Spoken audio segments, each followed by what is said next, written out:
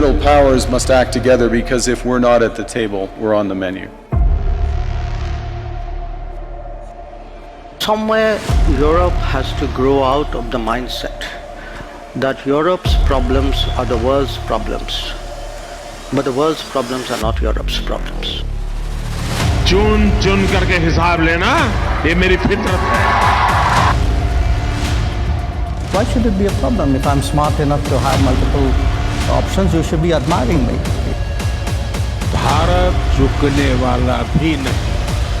The rise of India will be determined by India. It will be determined by our strength, not by the mistakes of others. The old order is not coming back. We shouldn't mourn it. Nostalgia is not a strategy.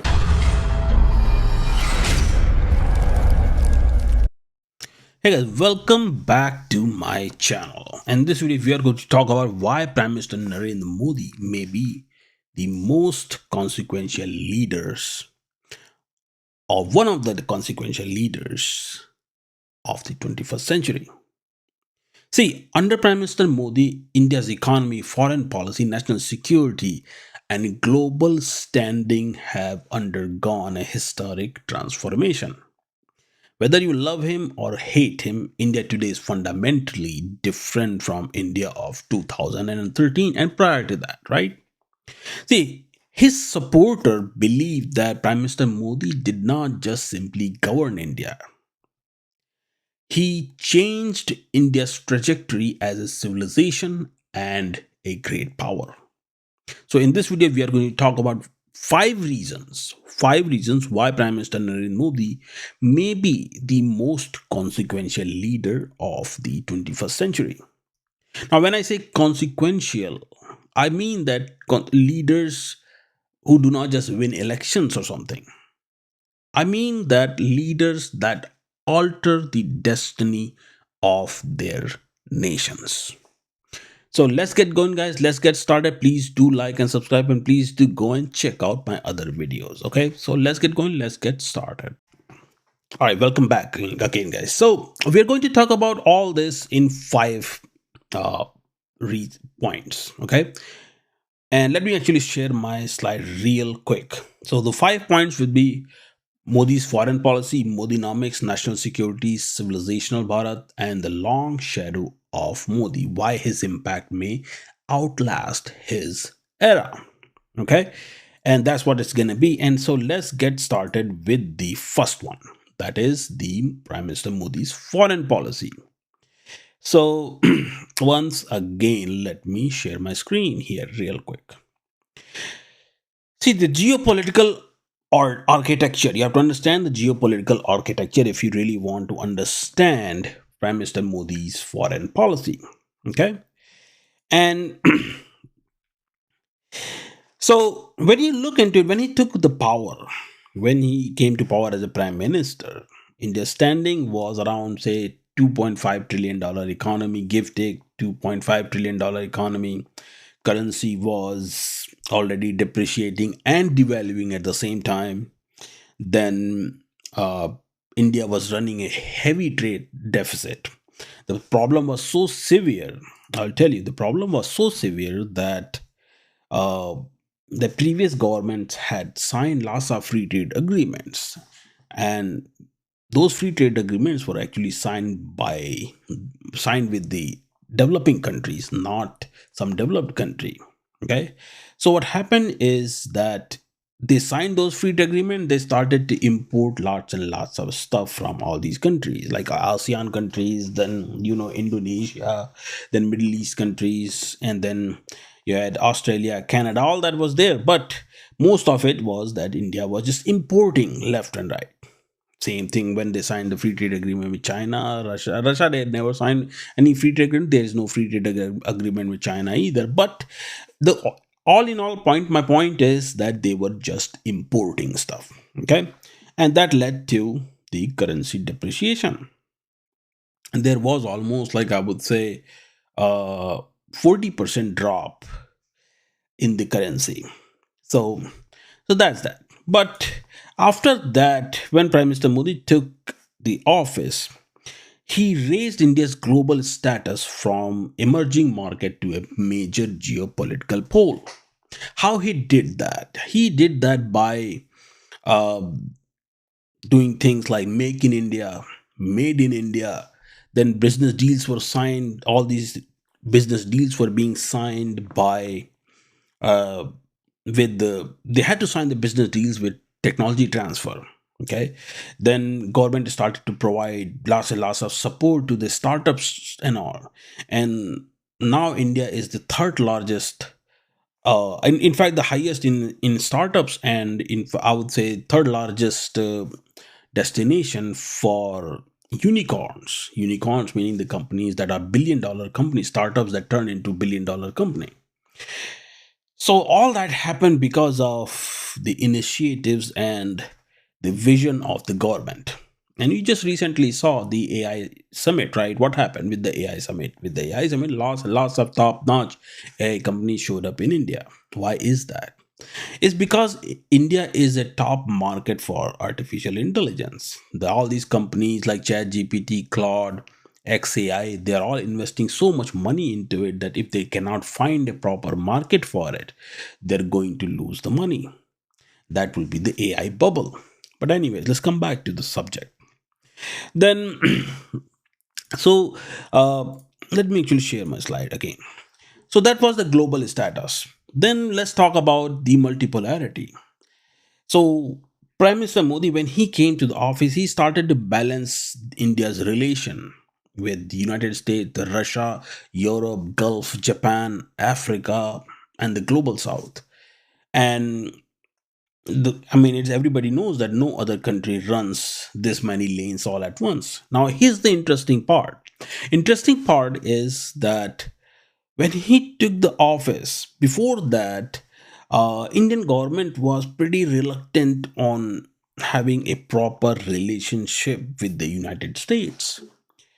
And either it was because of Chinese pressure or because of some sort of historical reasons or whatever that was, but they were. Okay.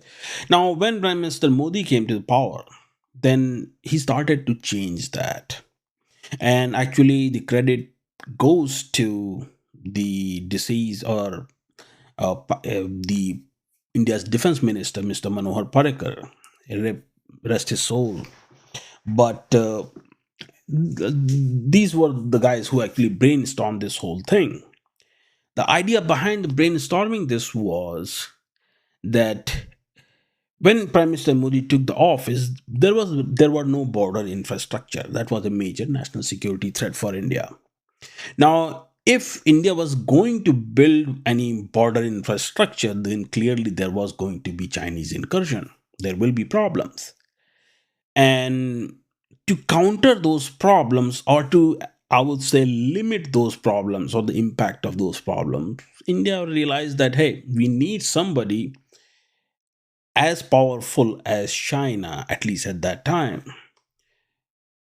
that can actually support us, if not literally, at least verbally.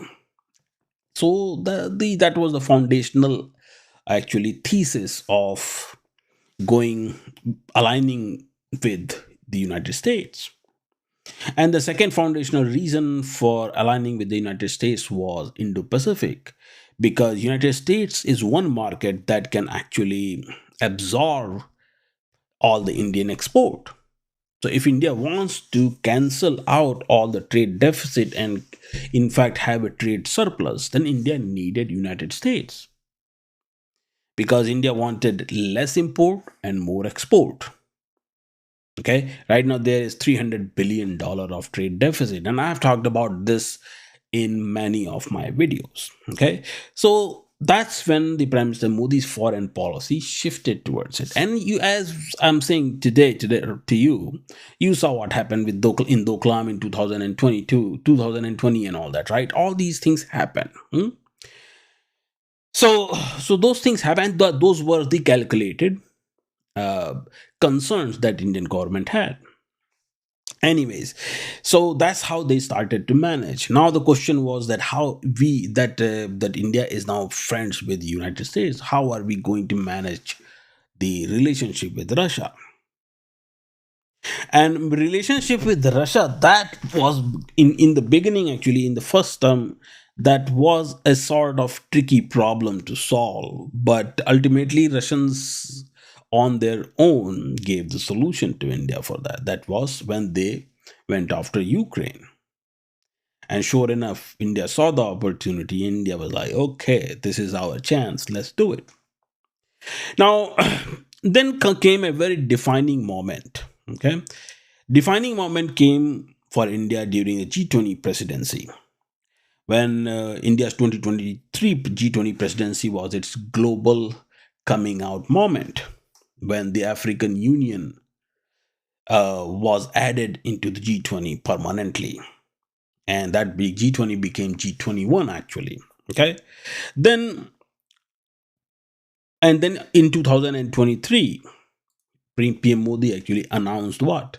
He announced the IMEC corridor on the same day, where he said that this will be 1,000 years from now, it will be 100 years or 1,000 years from now, it will be said that the start of IMEC was in India. India laid the foundational stone for it. So that's what these things were. But among all these things, uh, the most important thing, or the most important pillar of Prime Minister Modi's foreign policy has been its strategic autonomy. That no matter what it is, India will always make its own decisions. India is not going to bow down to some pressure, some random pressure or anything. That's why India always bought Russian oil. India abstained at the United Nations, and nothing happened. India has been buying Russian S-400. India has been buying Russian hardware all along. Nothing happened. So that's the strategic autonomy. Then you saw the result of this powerful uh, foreign policy, strong foreign policy, that whose primary pillar is strategic autonomy.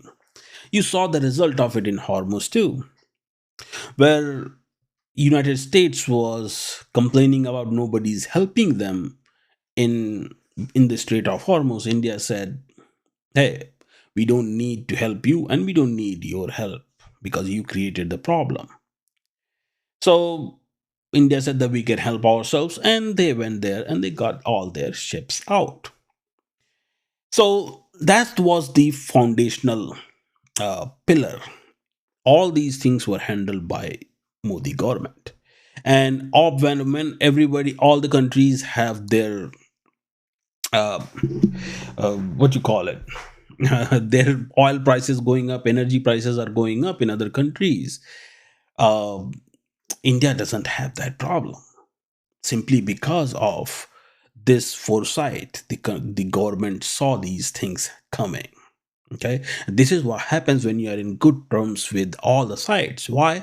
Because then you also get the warning, you also get the hints from both sides that, hey, we are planning to do this, you secure whatever you want to secure.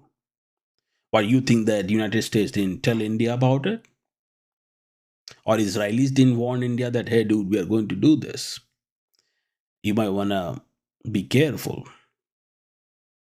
Why do you think Prime Minister Modi went to Israel and he said that India will stand with Israel forever? Pretty much that's what he said. Why do you think that was? Because he was aware that was going to happen. Anyways, but the most important thing of all happened in May 2025. That was the power move. India destroyed Pakistan's terror infrastructure and brought Pakistan to its knees in just 88 hours. That was Operation Sindoor. Prime Minister Modi's foreign policy, also the most important part of the foreign policy, India's foreign policy has shifted. In fact, I would say from 2013 and all, is the response to Pakistan. Before that, Indian governments were like, okay, let's not do it. Let's send some files, this, that.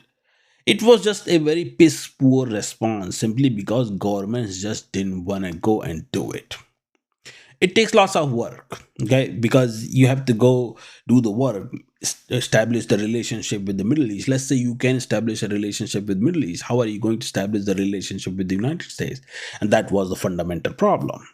But then when Prime Minister Modi took the office, these things started to change. Pakistan's isolation started, and ultimately Pakistan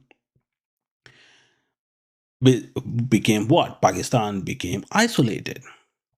Pakistan was in a financial action task force grey list for almost, it's been there for past five, I would say about 5 6 years or 10 years each, every time they are there.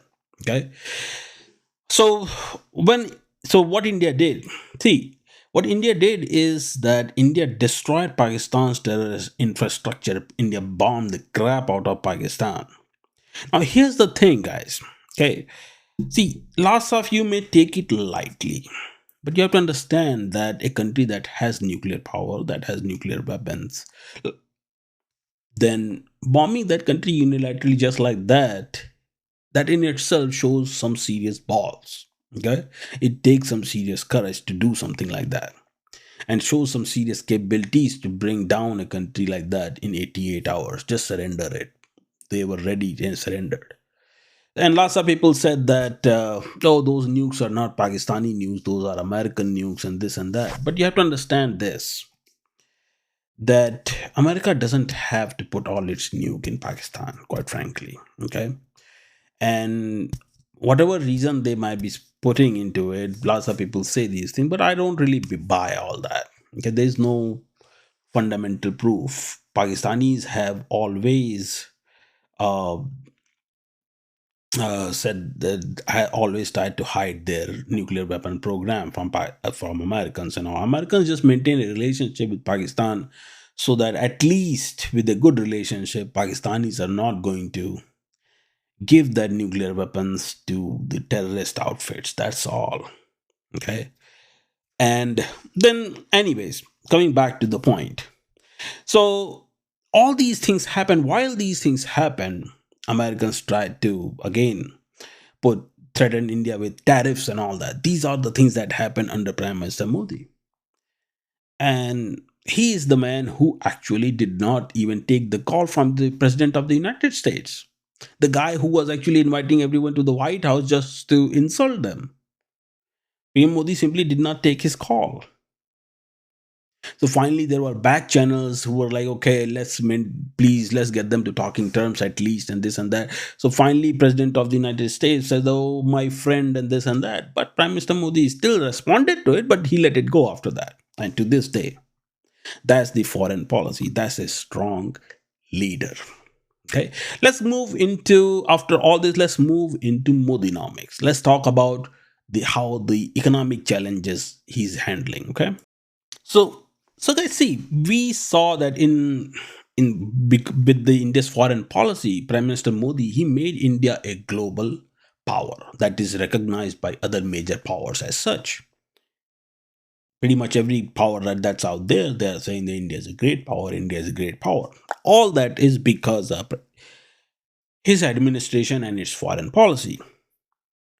But when we talk about the Modinomics meaning that how India, Bharat, became an execution state, not just creating not just making policies, not just creating all those laws and rules and everything, but execution at scale. How India started to do that, that's what's called Modinomics. Let's talk about that. Let me share my screen real quick. Okay, so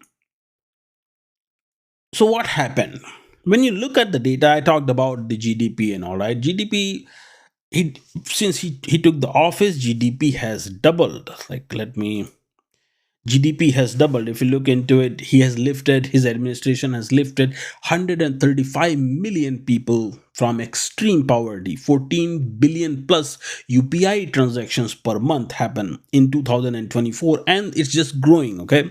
10 times the defense export. This is the defense export growth. Before he was in the office, before that, India was just importing. There was no talk of exporting stuff, okay?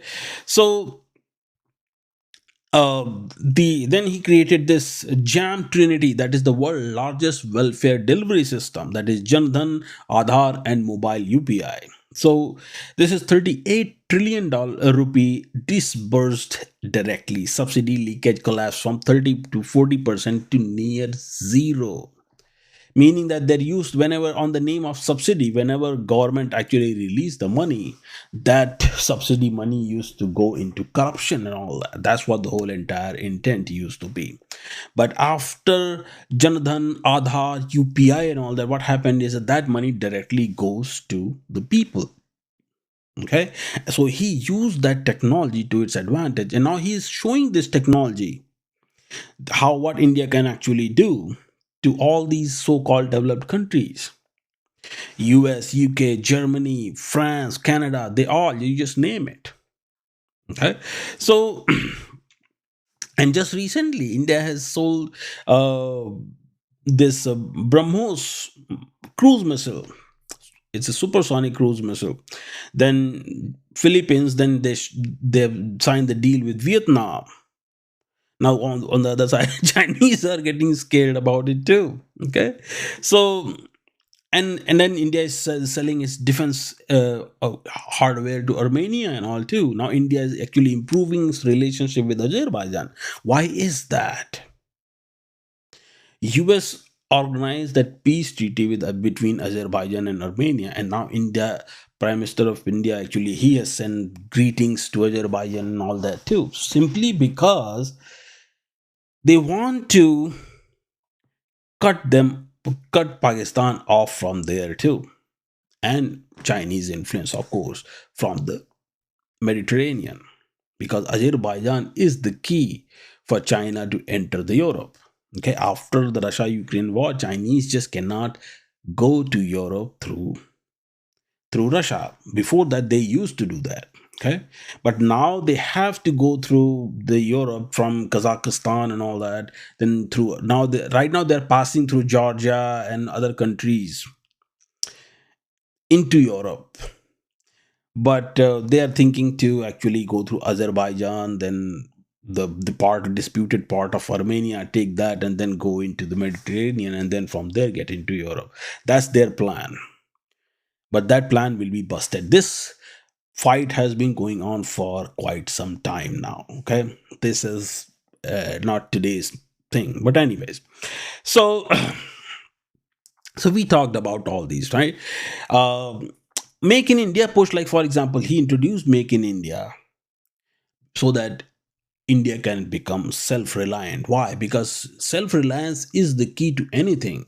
If you want to maintain your national sovereignty, then you need something like that.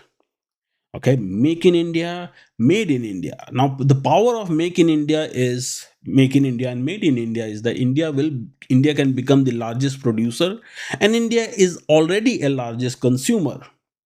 So whatever India will export, it will be after the domestic consumption.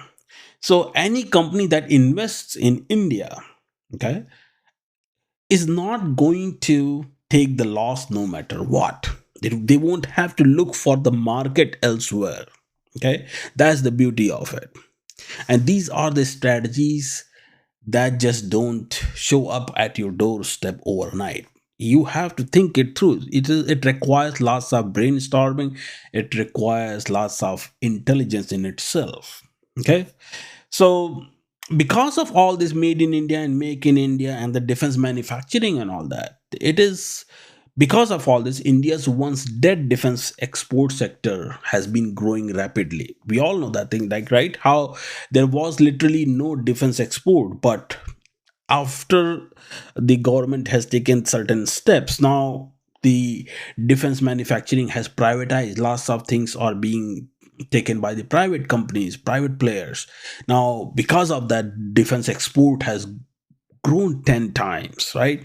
Then there is an infrastructure push, highways, airports, ports, rail, logistics, and border infrastructure.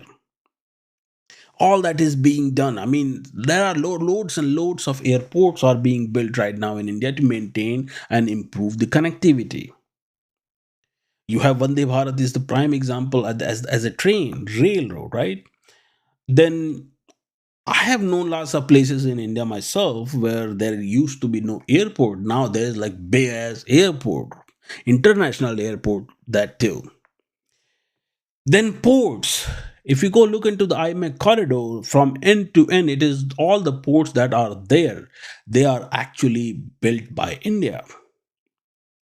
Whether it is Haifa, whether it is you go into Mumbai, whether it is in UAE, or you go on the other side, on the eastern side, uh, in Papua Guinea, or towards the Australia and all that, most of these ports are built by India.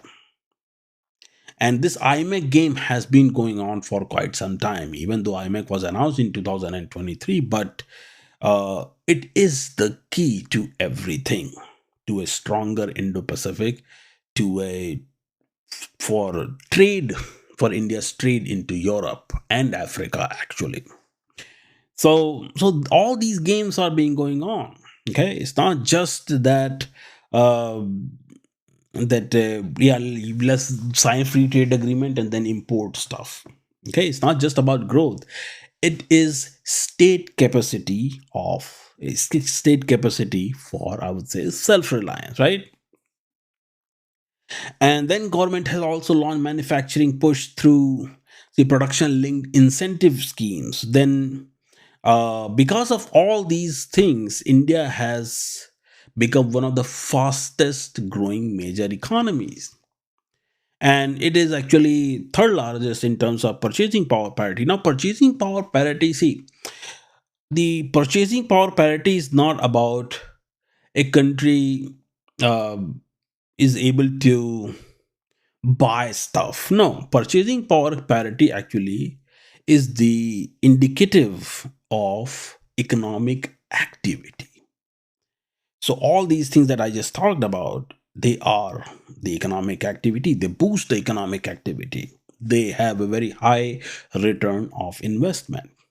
Okay, and this is why the purchasing power parity is the better indicative in see better, I would say, measure of a country's economy rather than the nominal GDP.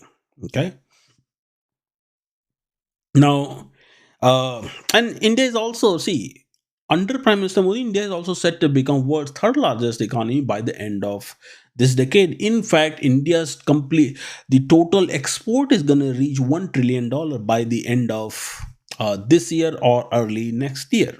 Okay, and India is working very rapidly to actually minimize that trade imbalance, the trade deficit that exists. So because of that, India is working on signing the free trade agreement with the Eurasian Union. Now, some of you will be like, okay, so what Eurasian Union is going to do? See, here's the thing. Okay, thing is that India and Russia do trade in ruble. All right, and since India and Russia trade in ruble, so Russia cannot just take all the rupee, and India just cannot take all the ruble and invest into its market all the time. So that ruble needs to be spent somewhere else. India just cannot go and send it to Russia all the time. So the Eurasian Union actually trades in ruble too. So once India signs the free trade agreement with the Eurasian Union, then India actually gets the opportunity to send all that ruble to the Eurasian Union. Now, just recently, if you notice that Russians have actually signed defense treaty with the Afghanistan to sell them all this stuff. Now, what's that's gonna happen? What's gonna happen with because of that is down the line that Afghanistan actually may start accepting ruble and rupee as the legal tender too, as a currency. Because once Afghanistan starts to accept ruble, then what's going to happen is that it will be a lot easier for Russians to sell that to Afghanistan. Okay, it's not just that Russians want to do something, but whatever they want to do, they cannot sell it in dollar. You have to understand this. Only way they can do that is when the trade is in national currency. And how that can happen is if Afghanistan accepts both currencies, rupee and ruble. With rupee, it will trade with India, and with ruble, it will trade in Russia. So this way, Afghanistan will also become another point of what? Rupee ruble exchange. Okay? So that's what the whole entire game is. That's what Modinomics is. Now, the third reason that makes Prime Minister Modi the consequential leader, one of the most consequential leaders, is the national security aspect. He took, as soon as he took the office after the oath ceremony, and our first thing he did is that he met his military command, the intelligence, and everybody, all the bodies that are there, the government entities, government bodies that are there, that are responsible for the national security. He immediately met with all of them. And from that point on, India's doctrine started to change. There was a shift from reactive posture to deterrence posture. Okay, and there is a big difference between the two. Okay, let me actually share my slide here real quick. So, with the deterrence doctrine, what is the difference? See, reactive posture meaning that when something happens, after that you react to it, and you react to it in a very passive way, like other governments did. But with the new doctrine, India has only raised the bar. First time they responded to the attack by sending the special forces across the border to destroy the infrastructure. Then second time when this happens, they bombed the Balakot. That was another thing that they raised the bar, and this time it was so called inside the Pakistani territory. And third time, we all know what happened. Now, with that being said, the gravity of this thing, or the importance of this thing, is with the Operation Sindoor, is that India is the only country in history. Okay, India is the only country in history to have bombed and destroyed another nuclear armed country. You will never see this happening between two nuclear armed nations. That's what Pakistan thought.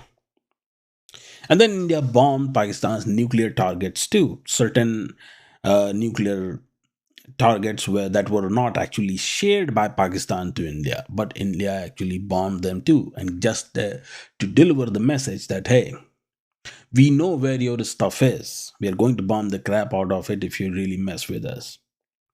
So, because of this stronger response to terrorism and cross border threats, India took this posture. Okay, and India declared that terrorism is also now the act of war. Terrorism will no longer be treated as law and order issue. It is now classified as an act of war with military consequences. Countries who will support it will also be bombed too. There will be no differentiation. India is not going to differentiate between terrorist and the government. If terrorist is found in your country, then you will be held responsible no matter what. And that's what India's new posture is as far as national security is concerned. So, then next thing that India did is the border infrastructure. Now, if you look into it, I talked about this briefly, right? The border infrastructure. After Galwan 2020, India accelerated border roads, bridges, air strips across LAC at unprecedented pace. And China's advantage that was there, it eroded. Okay, those salami tactics are not going to work anymore. And that was the whole strategy, because border infrastructure, previous governments, they just didn't know how to actually do it. In fact, there was lack of will as well. It's just like any other incompetent leadership. It was that's all it was. Then the latest thing in this national security architecture is the Turkey doctrine. See, India, in this matter, India actually took measurable economic and diplomatic actions against Turkey and Azerbaijan for supporting Pakistan during Op Sindhu. But now India is building relationship with Azerbaijan. Okay, whereas for Turkey, India is now building its ties with Cyprus. Cyprus is a very big and major pain point for Turkey, and India is heavily arming Cyprus. Now, the problem with, I will talk about that in detail in some other video, okay? Because this is gonna take too long otherwise, and I'm trying to avoid that. But long story short, there are certain things. Turkey's biggest fear is that Turkey was supporting Pakistan verbally, and there are historical reasons too for Gillen group and all that. That actually the group that actually led to 2016 coup attempt in Turkey. But there is lots of other things behind it. But I will talk about that some other time. But right now, so Turkey's main problem became with India. They were using just verbal thing that okay, we support Kashmir, but we support Pakistan on Kashmir and this and that. But ultimately, now Turkey's biggest fear is that India actually will build certain military infrastructure in Cyprus. Now, what Turkey wants is that in the northern Cyprus areas, there are some oil and natural gas fields and all that too. So Turkey thinks that keep get that and all, get their hands on it. But the problem is that their biggest fear is that if India gets into that region, then chances are that they will take it. And Cyprus is part of IMEC as well. So you have one more thing to add to IMEC as at that point, right?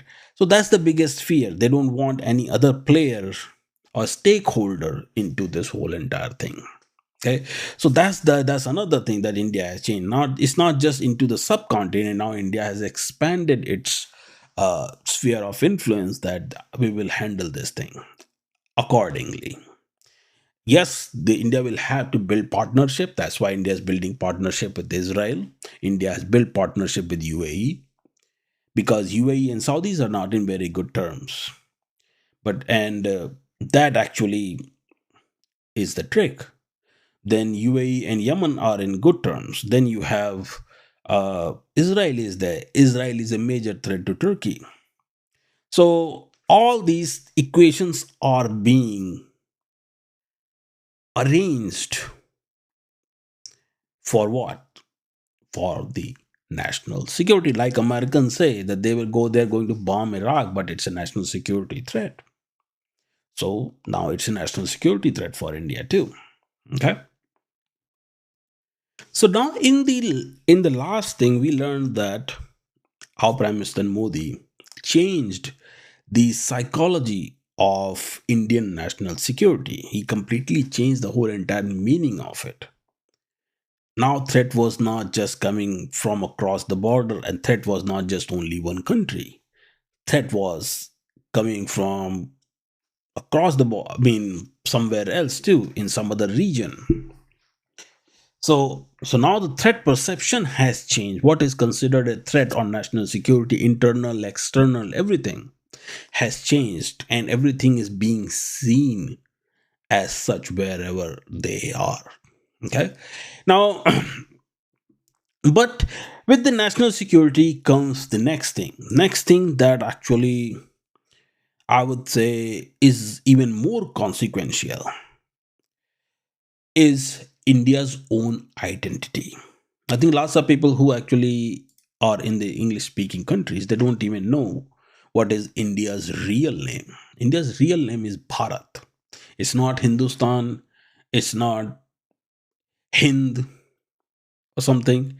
It is Bharat. That's what we call it, Bharat. Okay. So what Prime Minister Modi did is he reminded India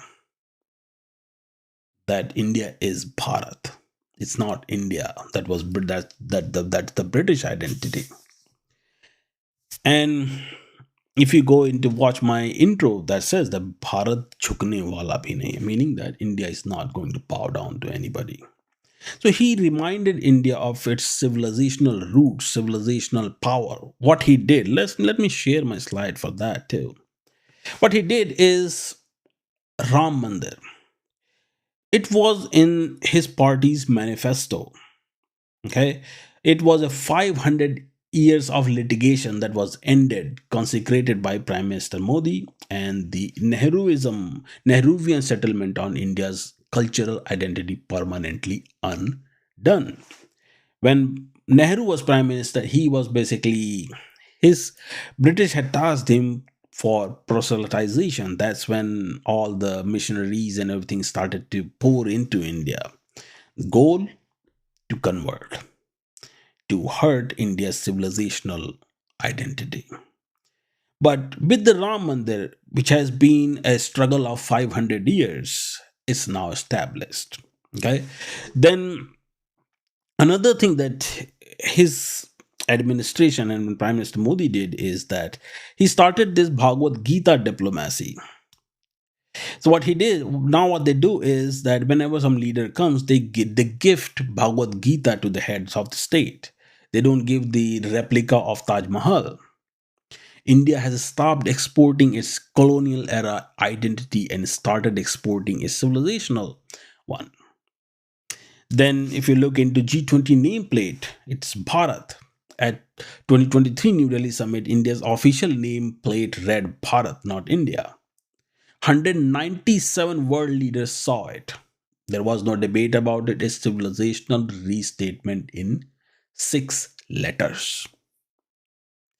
And then he started to promote what? He started to promote certain things like National International Yoga Day.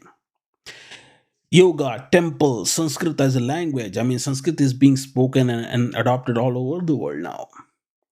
Then he repositioned India with the soft power. Then, right? And these are the things that actually represent India's real civilizational awakening. This civilizational power status reminds India of what India was uh, before its late downfall, or whatever you want to call it. How India ran things, how the Indian order or the Vedic world order was.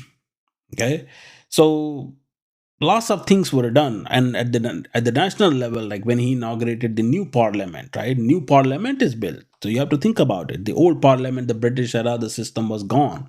The new parliament is built. It was inaugurated May 2023 with Senegal's. This is a sacred scepter, and this is how you do it. You have to remind people of their own strength. So what's the beauty of it? India's civilizational beauty is that India itself represents simultaneously ancient, cutting edge, 5,000 years of civilizational heritage. Everything is there. And the beauty of it is that it is a continuous living civilization. Indian civilization has never been destroyed. You have to understand this. All right, it has never been destroyed. India's old cities like Kashi, Prayag, they are still there. They're all continuous cities. They are continuous living civilizations. That's the beauty of it. Okay, and that was needed to be revived. And when you revive something like that, it only increases the patriotism. Why? Because India's primary identity is the Sanatan identity. And the moment you take that away from India, you're taking away the soul of Bharat. When you take away the soul of Bharat, then it ceases to exist. Look at all these South American countries, all these Latin American countries. I'm just going to give you a simple example of these Latin American countries. What happened to them? Spanish went over there, Portuguese went over there. You not a single Latin American country can tell you what is their native language is. Most of them speak Spanish or Portuguese. And that's what they believe. That's what they believe. They believe that that's their actual origin. When in reality, Spanish and Portuguese from Europe, they went over there to destroy their identity so that they can speak the Spanish and Portuguese. Look at Mexico. Mexico's primary culture is Mayan culture. That language is not even spoken in Mexico. It's Spanish. How can Latin America and Europe, they are on the two other ends? So how the language got there in the first place? Same thing is happening in Africa too. After the dawn of this whole nation states, the whole concept of nation states after the Westphalia Treaty, the nation states actually was created to uh, create the divide so that ruling becomes a lot easier. Otherwise, lots and lots of African countries, two African countries, probably they have the same language and all, but they don't know it. Lots of them actually speaks French. I mean, I have talked to quite a few African folks from, some from Senegal and all that. I mean, I asked them, hey, what's your original language? What's your national language? Like French. I was like, why you don't look like French and you don't sound like French. So what is it? So he told me something. I can't remember the name, but he said that, yeah, the history and this and that. I was like, yeah, I know. I left it at that, but that's what matters. Okay, you lose your own entity, entire identity. Look at Pakistan. What's happening in Pakistan? Pakistanis try to hide their history. They try to hide everything all over. They think that somehow they're Arabic, and Arabics thinks that they're slaves, they're converts. They don't even like them, but still they're there. That's the situation of Pakistan. Pakistan is not as such. Pakistan's primary problem is the identity crisis. Pakistan's problem is not economic or anything. Pakistan is in crisis because of its own identity. But anyways, guys, so this is what Prime Minister Modi did. Another thing, that is a civilizational revival, and that has established India as a civilizational great power. Okay. Now let's come down to the final reason why I think that Prime Minister Modi is the most consequential leader of the 21st century. And the reason is the long shadow of Prime Minister Modi. His impact on the world will outlast his era. That's the thing. Because why is that? Why? Because he did not just win the elections or something. Okay. He made systemic changes into India, the complete transformation from ground zero, the changes that go way beyond the vote bank politics. So these are the systemic changes that may continue shaping India long after he has gone from the office. Like, for example, the civilizational identity. You think that he will be, once he's gone from the office, then there will be no civilizational identity. That's not gonna happen. It will be there. Look at the Ram Mandir. He built that. You think that somebody can change that? No, that's not gonna happen. Right? The changed global perception of India.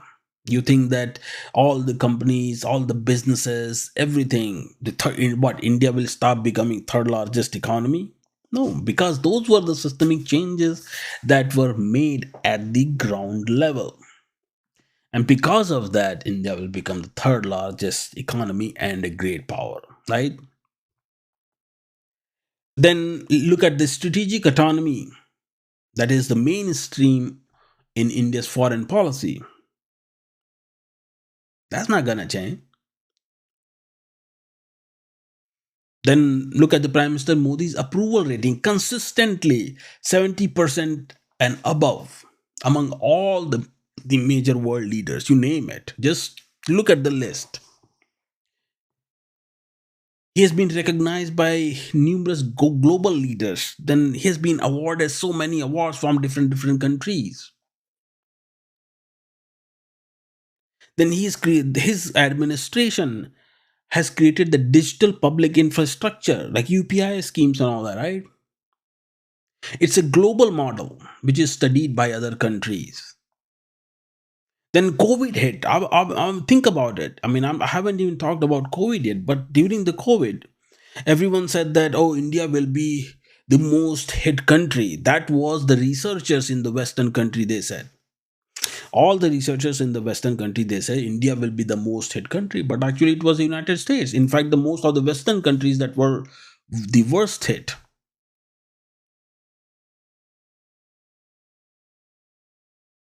Then Prime Minister Modi, he's recentered the civilizational identity in Indian politics. That be who you are. Then his administration, what? He strengthened the India's long-term position in the emerging multipolar world. India is now a pole. You cannot ignore that. I've made a video on this thing actually. The four great powers. Why world has only four great powers. And the primary criteria in that is that a great power is a country that cannot be coerced into doing something that they don't want to do. And there are only four countries that are this way.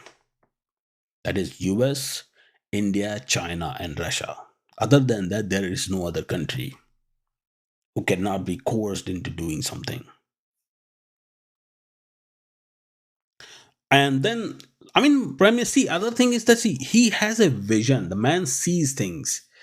He is talking about vision to 2047. He's not even going to be alive in 2047. Why would he even care about it? Why would he even say those things? It's simple that he has his own vision of Bharat. Okay? His vision is that India is preparing for the next 1,000 years, not next election cycle, not 5-10 years. India is preparing for the next 1,000 years as a great power. That's what it is, meaning that going back to its past glory.